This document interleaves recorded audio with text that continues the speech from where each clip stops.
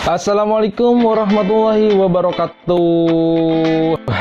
Halo teman-teman semua, gimana kabarnya nih? Semoga sehat-sehat selalu ya. Kali ini kita mau live streaming di programnya Ngosan, ngobrol santai. Jadi siapin aja kopi dan singkongnya ya, kita manfaatkan makanan-makanan tradisional untuk program Ngosan ini.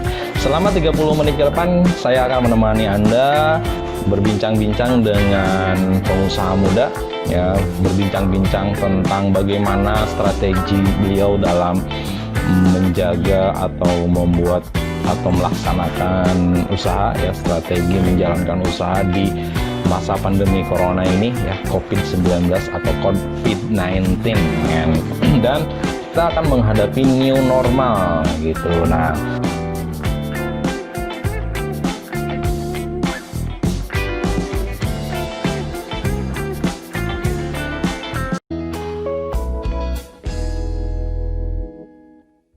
di session kali ini sungguh sangat menarik sekali ya teman-teman, karena kita kedatangan pembicara yang sangat luar biasa ya. Bocorannya sih katanya dia punya 3 cabang ya.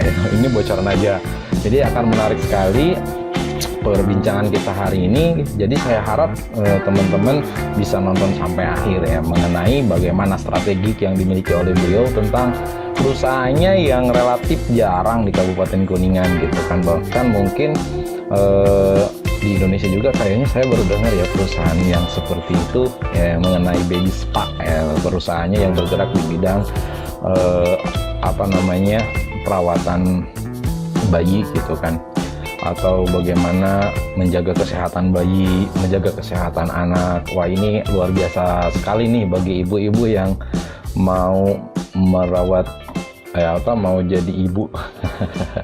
Ya, kita tunggu dulu ya teman-teman, karena materi kita belum muncul. Tapi yang jelas teman-teman pastikan selalu hadir di tayangan kita kali ini gitu kan. Karena apa? Karena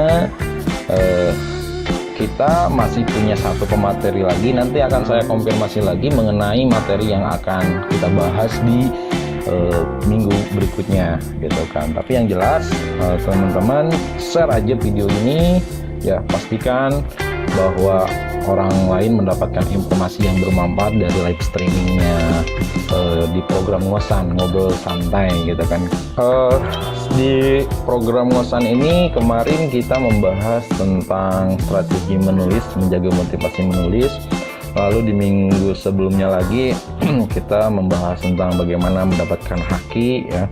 Di minggu sebelumnya lagi bagaimana strategi mendapatkan penelitian ilmiah ya, penelitian tentang senjata emas ya. Jadi sebenarnya materi-materi yang kita bahas itu materi-materi yang saya pikir sangat bermanfaat ya.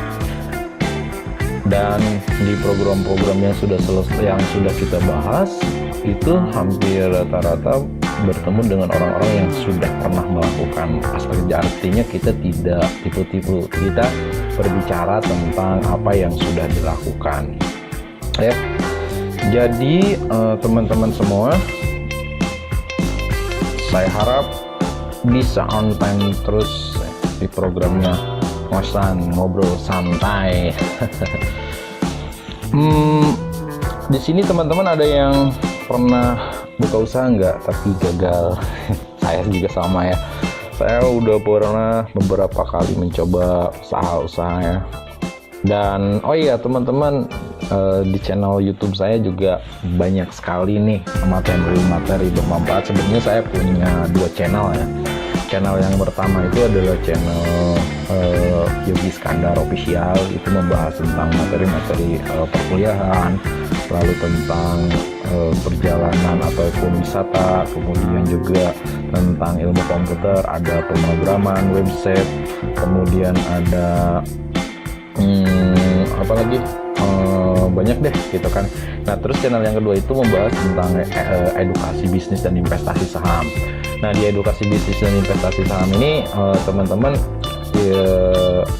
kita berbicara tentang bagaimana membuat sebuah project ya, membuat sebuah gambaran atau bisa mendapatkan sebuah gambaran tentang saham itu apa bedanya antara investasi dengan trading, kemudian bagaimana kita melihat kondisi pasar gitu kan ya. Walaupun saya belum sukses di bidang itu, tapi setidaknya ya mudah-mudahan dengan informasi yang saya berikan mengenai bagaimana melakukan analisis saham, bagaimana melihat kondisi keuangan saham melalui channel YouTube saya gitu kan, nah teman-teman bisa mendapatkan manfaat dari sana gitu kan. Jadi sebenarnya analisis saham itu yang paling penting adalah di analisis fundamental. Jadi pada saat teman-teman melihat kondisi saham down, kalau analisis fundamentalnya bagus itu tidak terlalu bermasalah. Ya karena apa? Karena di analisis fundamental itu kita bisa mengetahui kondisi perusahaan yang sebenarnya. Ya, jadi kita bisa lihat hutang perusahaannya sebesar apa, lalu piutang perusahaannya bagaimana, lalu laporan keuangannya selama 3 tahun terakhir, 5 tahun terakhir. Nah itu ada di channelnya Edukasi Bisnis dan Investasi Sahamnya. Minimalnya ketika kita mau kita mau berinvestasi itu berinvestasi di perusahaan yang tepat. Ya terus terang aja portfolio saya merah semua ya karena COVID gitu kan.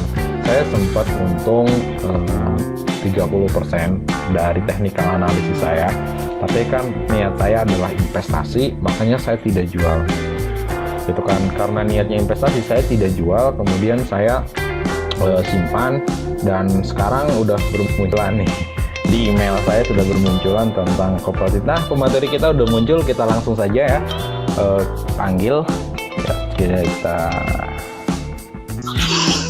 Halo, assalamualaikum.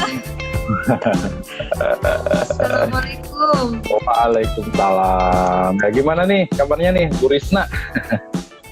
Kabar baik Pak Yogi, Baik. sehat Pak? Alhamdulillah sehat. Oke, sibuk apa nih sekarang nih? Ya gitu Pak. Betul. Lagi mulai new normal, jadi mulai balik lagi. Gitu Mulai balik lagi, alhamdulillah. Tapi perusahaannya sudah jalan ya? Sudah jalan lagi setelah kemarin COVID. Alhamdulillah. Ya, budgetnya juga sudah mulai normal kembali ya. Budget apa namanya, pendapatan, sorry salah. Oke. Bu Risna, menarik sekali ya di topik kali ini. Kita membahas tentang strategi menghadapi menjalankan usaha. Ini kan tidak semua teman-teman di luaran sana memahami mengenai strategi bagaimana menjalankan usaha di tengah pandemi ini, tengah pandemi corona. Dan di luar sana juga banyak teman-teman yang ingin tahu bagaimana sih strategi, apalagi kita mau menghadapi new normal gitu kan. Nah, tapi sebelum ke arah sana, barangkali di teman-teman penonton ini nanti ada yang ingin tahu sebenarnya Baby Spa itu apa sih? Bisa dijelaskan sedikit gitu. Baby Spa itu perusahaan yang bergerak di bidang apa, mulai tahun berapa gitu kan. Barangkali bisa diceritakan dulu sedikit Bu Risna mengenai perusahaannya.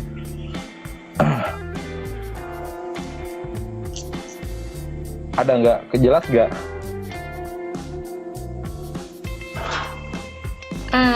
Agak nge-lag ya. Oh, nge-lag. Oh, maaf ya. Oh, nge-lag. Oh, saya ulangi lagi ya. Gimana Pak? Ya, jadi kita ingin tahu nih perusahaan Baby Spa ini, yang perusahaan yang bergerak bagaimana menjaga bayi, menjaga kesehatan bayi kan, arahnya di arah sana. Jadi sebenarnya Baby Spa itu secara global dia perusahaannya bergerak di bidang apa gitu? Oke, ini sebelumnya saya ucapin terima kasih dulu nih Pak Yogi. Oh iya, Sudah suatu kehormatan gitu ya. Diundang buat bisa di acaranya Pak Yogi nih. Ya, makasih banget. Saya justru pengen kayak Pak Yogi, istilahnya konsisten gitu ya, bisa terus bikin konten, ngajar, serba-serba semua bisa. Tapi saya kan belum punya perusahaan kayak Bu Risna gitu. Justru yang penting tuh skill Pak sebenarnya. Oh, gitu. Tinggal diasah aja. Oh. Nanti kita bisa bekerja sama Pak. Oh, boleh. Jadi Bapak bisa bikin web ya, bisa bikin gitu. segala macam Pak Yogi. Amin. Amin. Jadi terkait pertanyaannya ya tentang sih kayak gimana baby spa itu. Baby spa itu tuh kita namanya awalnya Nurlia mau mikir baby spa. Jadi bukan cuman babynya aja, tapi ada perawatan ibunya juga. Oh gitu. Kalau ya jadi sepaket gitu ya, satu siklus. Kalau untuk perawatan ibunya, maminya itu kita ada misal prenatal massage gitu ya. Kemudian ada pijat laktasi, ada postnatal massage, terus banyak lah istilahnya yang ibu-ibunya. Kita sekarang lagi booming prenatal yoga yang yoga untuk hamil, nah itu. Wah. Apalagi Ya, sekarang angka kehamilan meningkat ya. Karena corona ya. Semoga jadi berkah ya buat kita ya, buat saya khususnya, buat perusahaan. Nah, terus kalau babynya itu kita ada baby massage, pijat bayi biasa. Kemudian ada pijat pediatrik, itu khusus untuk yang baby yang sakit, ada yang rewel, atau yang batuk flu, itu kita ada perawatannya sama baby spa. Yang spa itu kita ada berenangnya. Jadi kalau spa itu misalnya berenang kita senam dulu 5 menit, kemudian renang 15 menit, pijat 45 menit. Jadi udah paket komplit kalau yang Oh seperti itu. Oke. Awalnya gimana nih Bu? Oh bisa gitu kepikiran untuk buka usaha baby spa gitu kan? Kenapa kan orang lain boomingnya itu di bidang produksi makanan gitu kan? Tapi Ibu berpikir berbeda dengan yang lain gitu kan? Nggak kepikiran bahwa ini bakal laku nggak nih di Kabupaten Kuningan gitu? Itu benar pertanyaannya, benar Pak. Itu jadi saya tuh gini Pak, awalnya saya sampai umur sekarang ini nih, saya usia saat ini 26 tahun Pak. Wow, masih muda banget ya, jadi pengusaha. 26 tahun, tapi usaha yang pernah saya coba itu sekitar ada 18 Pak. 18 tahun Mbak. Dan itu alhamdulillah kebanyakannya gagal. Kebanyakan gagal, ada yang ditipu, kemudian ada yang saya mau bukannya untung malah buntung gitu ya. Banyak istilahnya kayak gitu. Intinya dari semua yang pernah saya coba gitu ya, perjalanan. Nah, saya tuh kan ada bidang produksi kayak Bapak tadi bilang, kenapa nggak jual apa? Saya pernah tuh nyoba jualan gitu Pak, jualan. Ada salah satu banyaknya itu saya lebih ke bidang jasa. Saya dulu pernah bikin event organizer, saya juga pernah bikin dekorasi. Nah, waktu saya ngerantau, ternyata lebih yang kok saya nih kayaknya lebih condongnya ke jasa ya. Saya lebih senang melayani dibanding kayak menjual sesuatu tuh. Saya tuh selalu jong tuh Pak. Akhirnya pas waktu itu saya selalu jong. 2014 saya itu merantau ke Jakarta, kemudian 2018 apa 17 ya saya mulai ke Kuningan. Saya mulai ke Kuningan karena waktu itu ibu sakit. Saya kebetulan anak bungsu perempuan ya sendiri. Mau nemenin operasi gitulah ya. Akhirnya ya udah saya hijrah lagi nih ke Kuningan. Udah lama tuh kayak gitu. Terus akhirnya pas udah ngejaga ibu, maintenance kesehatannya gitu ya. Dipikir-pikir susah juga ya nyari kerjaan di sini gitu. Saya sempat jobless dulu tuh, nganggur gitu. Istilahnya ya. Jadi ngalamin lah lontang-lantung. Ikut CPNS juga udah Pak. Dan itu nggak keterima. Terus ngelamar sana sini nggak keterima juga. Akhirnya apa ya yang saya bisa lakuin gitu. Sedangkan kalau waktu di Jakarta serba apa aja gitu kayak bisa dilakuin tuh. Kebetulan posisi rumah itu sebelah kanan kiri nggak jauh berapa meter ada rumah sakit pemerintah, kemudian ada praktek klinik bidan mandiri, ada puskesmas, ada ponetnya, kemudian ada klinik juga yang besar itu nggak jauh Pak, sejajaran. Saya bilang waktu itu terinspirasinya dari nganter ayah sakit juga waktu itu. Saya nganter ke dokter kan, saya ngecek nih ada yang batuk, ada ibu hamil lewat, itu kan ada apa namanya istilahnya, ada yang buat pemeriksaan kehamilan juga tuh, tapi di lantai atas. Saya bilang, kok ini ibu hamil ngelewatin orang sakit dulu, saya bilang gitu kan. Ini semuanya nih sakit, saya bilang gitu, karena mungkin saya basicnya kesehatan masyarakat gitu. Saya mikir semuanya kayak apa, kuratif semua ya, nggak ada yang ke bidang promotif atau pencegahan gitu. Pengobatan semua, saya bilang gitu. Akhirnya saya mikir kayaknya saya pengen punya klinik, tapi kliniknya yang sehat, itu bisa nggak ya? Gitu. Sontoloyonya saya tuh ngomong kayak gitu. Iya. Waduh, nge-lag juga ya. Oke. Ada banyak. Buci, ada Doci, Pak Doci, ada itu followernya Bu ini semua. Followernya Bu Risna semua. Halo, Suken, Wah Suken. Impossible nothing. Jadi agak nge-lag ya Pak ya? Iya, agak nge-lag nih Sinyalnya. Gitu kan, padahal pakai Telkomsel, tapi nggak apa-apa lah, mudah-mudahan tidak mengurangi manfaat dari ngobrol kita yang ngosan kita, ngobrol santai kita. Konsepnya sih dari perusahaan ini tentang konsepnya seperti apa gitu kan? Apakah kan kalau spa itu identik dengan salon kecantikan, kalau nggak salah seperti itu ya. Ini kalau untuk baby konsepnya seperti apa sih? Tadi saya kan infoin di awal bahwa ada perawatan ibu, itu memang betul lebih ke arah salon, lebih ke izin spa-nya Pak. Izinnya kita ngambil pakai TDUP dari Disporapa pariwisata kayak gitu. Kalau untuk babynya ya ada berenangnya, buat ibunya ada berendam milk bed gitu, mandi susu kayak gitulah. Oke.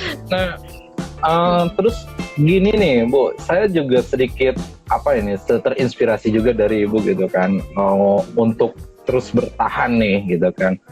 Nah, bertahan ya kan, masuk ya.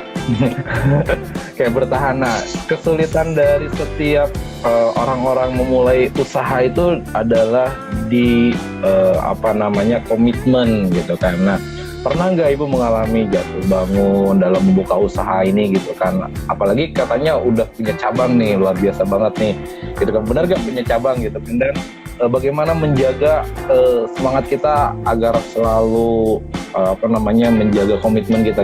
Kira-kira gimana nih Bu strateginya nih untuk teman-teman sebelum ke judul? Yang pertama memang kita harus terjun langsung ya Pak ya.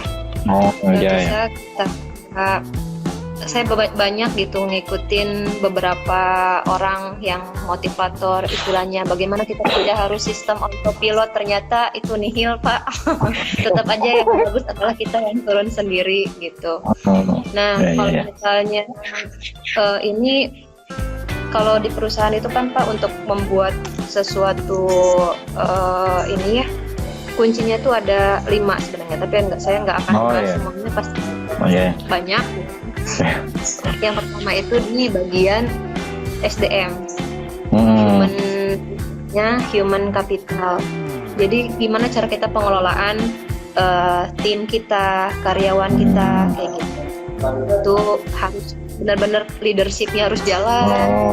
Terus kayak service excellent, pokoknya kayak gitulah, human capital. Kemudian yang keduanya itu finance-nya Pak. Jadi Oh perusahaan iya. tuh nggak akan jalan katanya ya kalau misalnya bagian keuangannya juga nggak ini. Nah kebetulan itu suami itu ya di Hmm. waktu itu dia di bagian HRD. Nah sekarang dia di bagian auditor di Jakarta gitulah. Hmm. Nah sekarang dia kalau pulang kalau ke Kuningan gitu ya, yang ditanya tuh laporan keuangan Pak. Jadi saya lagi diambil kayak gitu. Jadi tetap walaupun ini kita laporan keuangannya gitu, langsung nagihnya itu, wah saya kayak lagi di audit, tapi alhamdulillah gitu dengan bantuan support sistemnya yang bagus ya, insya Allah lah kita gitu ya. Nah yang ketiganya itu bagian promosi marketing Pak. Itu marketing yang penting, apalagi kita harus ada online offline. Kemarin kalau misalnya offline kita terus jalan ya kayak sebar brosur dan sebagainya lah ya, kita lakukan sana sini. Nah strategi yang pandemi corona ini orang kan semakin banyak buka internet, kita yang penting manajemen konten itu konsisten promosi di sosial media gitu, karena tiap waktu tiap menit jam orang tuh pasti pegang HP dan ya itu iya gitu ya. Kayak gitu. Digital marketing handphone pokoknya. Iya.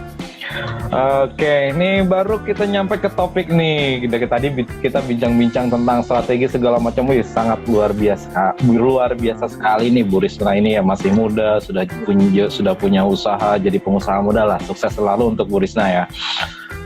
Nih, sekarang kan mulai masuk ke masa pandemi, memang sudah berjalan begitu panjang ya, cukup panjang saya pikir gitu kan, dan sekarang kita menghadapi new normal. Kira-kira bagaimana nih strategi Bu Risna agar perusahaan Bu Risna ini masih tetap stabil gitu kan? Nah alhamdulillahnya kemarin kalau dilihat flashback ke belakang, pas awal-awal corona itu saya sempat tutup dulu Pak 1 bulan. Saya merumahkan, kalau orang tua merumahkan. Itu saya soalnya stres Pak, ini gimana ya, mulai turut awal pas mulai itu kan orang pada takut ya untuk berhubungan, apalagi ada orang yang dari luar datang gitu kan ya. Saya juga soalnya meskipun ada tempat Nurlia sendiri, kita juga ada pelayanan home care Pak. Jadi kita ke rumah gitu, apalagi orang-orang yang habis melahirkan, dia kan kadang budaya di sini 40 hari nggak boleh keluar misalnya gitu ya, kayak gitulah budayanya. Jadi nggak boleh dibawa dulu keluar, makanya kita jemput bola ke rumah kayak gitu, rumah klien. Nah pas awal tutup itu saya pikir ya udahlah, saya mau istirahat, saya mau ambil ide-ide yang ada, saya eksekusi gitu ya. Ternyata masih ada, karena kita ini sebuah jasanya tuh kayak kebutuhan tuh Pak. Itu Mbak tutup ya saya aslinya nggak lancar nih misalnya kayak gitu. Wah saya bilang udah mah pakai emotikonnya nangis gitu ya misalnya, saya tuh bingung kan, aduh ya mah adalah bismillahirrahmanirrahim ta'ala, akhirnya saya berangkat gitu kan. Terus ini si dedenya rewel gini nangis terus, wah ya udah berangkat. Ternyata meskipun tutup tapi bundanya percaya nggak sama kita gitu, tapi kita strateginya meskipun ini karena ke rumah orang lain pasti otomatis cuci tangan dulu. Saya pas datang minta bun cuci tangan dulu ya, ikut cuci tangan. Udah tuh sampai saya tuh sering ganti baju lah Pak, kalau udah dari mana gitu ya, soalnya dan selalu pakai masker ya. Ini kita nggak pakai masker ya kita berjauhan gitu, jadi harus pakai masker, meskipun sama baby juga pakai masker kayak gitulah. Nah tapi meskipun kita lagi kemarin ya strategi new normal, intinya kita tetap tadi konsisten untuk promosi, konsisten kita sharing manfaat, konsisten kalau promosi kan nggak semuanya promosi ngiklanin Nurlia terus ya, enggak. Gitu. Jadi kita juga ikutin perkembangan zaman lah gitu, kegiatan kita di update, di sharing kayak gitu. Terus kita menerapkan protokol kesehatan yang kayak di depan harus ada tempat cuci tangan, terus harus di suhu dulu kayak gitu. Harus wajib pakai masker kalau masuk, kayak gitulah strategi new normal. Seperti itu ya. Oke, itu strategi. Nothing, lucu ya. Oke, teman-teman kalau misalkan ada yang mau bertanya, ini kesempatan itu sangat luar biasa. PTM. Gitu kan. PTM Unisa. Halo, gitu. Assalamualaikum. Tanya silakan tulis aja di komentar di bawah ya kalau ada yang mau ditanyakan nih. Mumpung kita live-nya sama pengusaha muda nih, gitu kan. Karena di luar sana juga banyak pengusaha-pengusaha yang muda, tapi ini pengusahanya dari daerah kita loh, gitu kan. Ini dari daerah Kuningan, Kabupaten Kuningan. Kita harus punya banyak gitu kan. Pengusaha-pengusaha muda untuk menciptakan Kabupaten Kuningan yang lebih sejahtera. CY oke oke.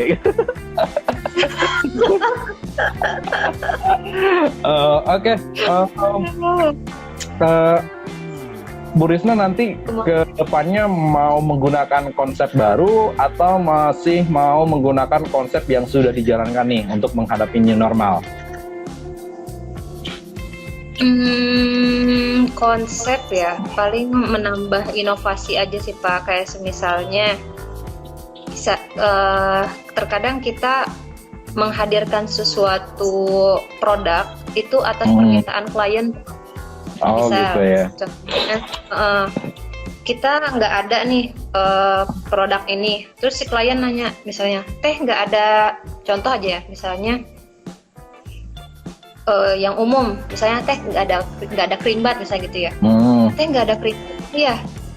Oh iya nanti deh insya Allah. Semua itu masuknya datangnya dari ini klien kita gitu. Ternyata orang butuhnya ini ya gitu. Akhirnya ini jadi kita rangkum apa ya. Dan misalnya contoh kayak saya udah treatment babynya, saya udah treatment ibunya. Kadang anak yang pertama, anak yang kedua di treatment juga. Ini yang lucunya, ayahnya ini bilang, ibu sarang budak bayinya cenah. Kanggo ayahna teu aya. Belum ada, ya dulu mah gitu. Udah kayak satu tuh ya di checklist. Mas ada yang minta treatment ayah, aku bilang gitu. Terus ada lagi ternyata 1-2 yang nanya akhirnya. Nah itu strateginya kita apa yang dari pertanyaan atau misalnya kebutuhan needs-nya dari customer kita itu yang jadi itu ya kayaknya strategi selanjutnya, inovasi selanjutnya yaitu. Jadi kita tuh terus berkembang dari itulah masukan-masukan kayak gitu. Makanya kemarin kita selalu ada mulai pas awal-awal sebelum new normal itu kita pengen ngegebraknya kemarin adalah dengan promosi pijat ayah, pijat ibu, pijat bayi. Gitu kita nge-hire terapis laki-laki kayak gitu. Jadi all in one. Milih. Oke, menarik sekali ya. Kita masih tersisa 1 menit lagi nih bincang-bincang karena kita batasi cuma 30 menit aja ketemu di Ngosan, ngobrol santai gitu kan di programnya kita semua gitu kan, programnya sama. Satu ini lagi mungkin Bu, ini menarik sekali lah, muncul berbagai ide di dalam kepala saya itu untuk karena kan sebenarnya secara konsep saya sih banyak sekali gitu kan konsep-konsep yang ada di kepala saya, tapi untuk bertindaknya, actionnya nah ini sedikit sulit sekali. Dan saya menemukan hal yang baru dari Ibu nih gitu kan, bahwasanya ketika ada sesuatu itu memang harus dicatat ya. Kayak tadi ada yang ngasih masukan treatment untuk ayah untuk ini, jadi harus dicatat ya. Oke, nah barangkali ada nggak orang yang khusus mencatat tentang masukan-masukan itu di perusahaan Ibu? Jadi gini Pak, kadang kita suka evaluasi ya. Misal kalau saya nggak terjun langsung, misal teman-teman yang terjun langsung, saya suka ada mau pulangnya atau pas ketemu kita sharing, tadi gimana klien ini, gini, rewel nggak dedenya, atau misalnya bundanya gimana, tadi bundanya tahu dari mana, misal dari Instagram, apa dari temennya, apa dari rekomendasi siapa gitu. Kadang kalau misalnya teman-teman gini kata bundanya menyampaikan ini atau kekurangannya apa, nah itu saya kalau nggak dicatat saya kadang suka pakai note tuh Pak. Hmm, Note. iya. Jadi Jadi saya suka manfaatkan. simpan di note. Iya, Iya, teknologi. dimanfaatin gitu ya. Heeh. Jangankan masukan ya Pak, kalau misalnya saya punya inspirasi pengen bikin caption gitu ya, Hmm. kayaknya, nah itu saya langsung catat-catat. Itu jadi pas udah selesai saya ada foto yang ngepas ya udah saya masukin tuh. Jadi bikin status kayak gitu. Tinggal saya harusnya kayak Pak Pandi gitu ya Pak, bisa bikin buku. Makanya Iya, kemarin iya. seru banget tuh. Cuman kemarin nge-lag jadinya, aduh, bilang iya nge-lag. Saya screenshot, cuman saya lupa mau ngirimin ke Bapak sama Pak Pandi tuh. Saya udah nonton nih tapi nge-lag gitu. Saya jujur terinspirasi banget sama Pak Pandi. Saya pengen kayak gitu. Kayak gitu. Oke, nah saya kasih dong, kesempatan nih Pak sama hadiahnya nih, Bu Bu. Risna. Nah, Ika, nah, dijawab aja nih Bu sekalian nih, gitu kan di pertanyaan Halo, Bu Ika. terakhir gitu kan Bu Ika. Session terakhir lah, barangkali ada pertanyaan nih. Mau juga dong kayak mau juga dong Baby Spa sama Bat Risna gitu kan. Tetap apa sama Bu Risna mungkin ya, gitu kan bukan Bat ya. Oke, nih gimana nih dijawab? Bisa gak? Iya, ayo. Katanya sering lewatnya Bu Ika. Kesini Bu, main Bu. Bu Ika kemarin sempat lihat Bu Ika ini ngobrol sama ngosan juga sama Pak Yogi. Gitu.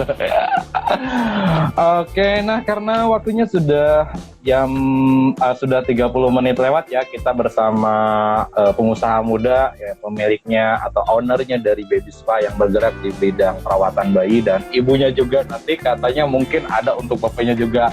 Jadi paket plannya ini untuk teman-teman yang sudah nonton video ini, silakan teman-teman bisa kunjungi langsung ke lokasinya nih supaya lebih jelas. Di mana Bu lokasinya?